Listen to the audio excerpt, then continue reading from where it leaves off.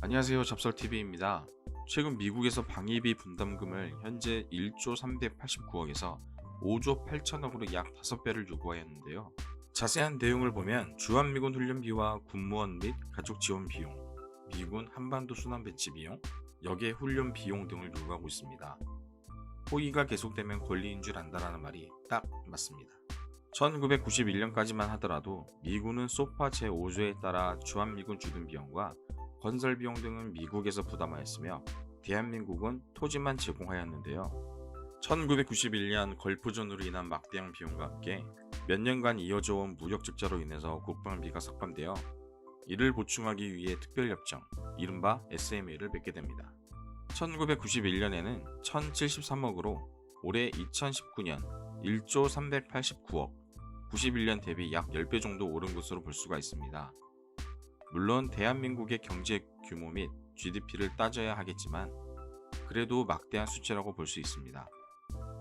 트럼프 대통령이 후보 시절 한국이 안보 무임승차를 하고 있다라고 하였는데요. 팩트일까요? 미국 동맹국들과 비교를 하여도 터무니없이 많다고 생각을 하는데요. 조금 전에 말씀드린 특별협정은 미국 동맹국들 중에서 한국 그리고 일본이 유일합니다.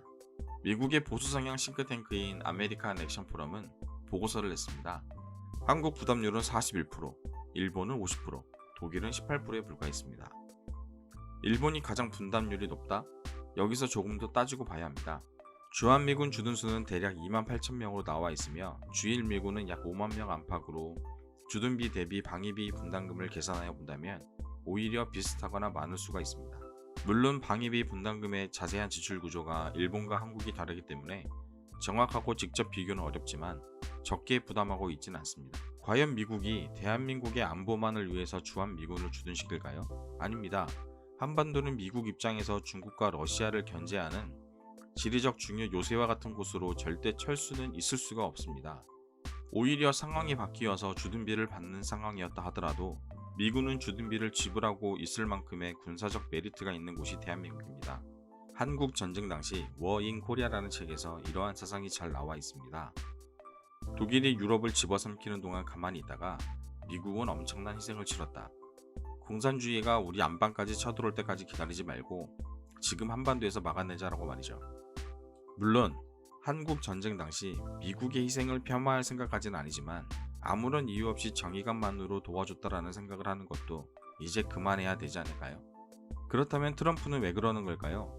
지금까지 우리가 봐왔던 행동 그리고 언행들을 본다면 그렇게 놀랄 것까지는 없지만 무슨 의도가 있지 않을까요?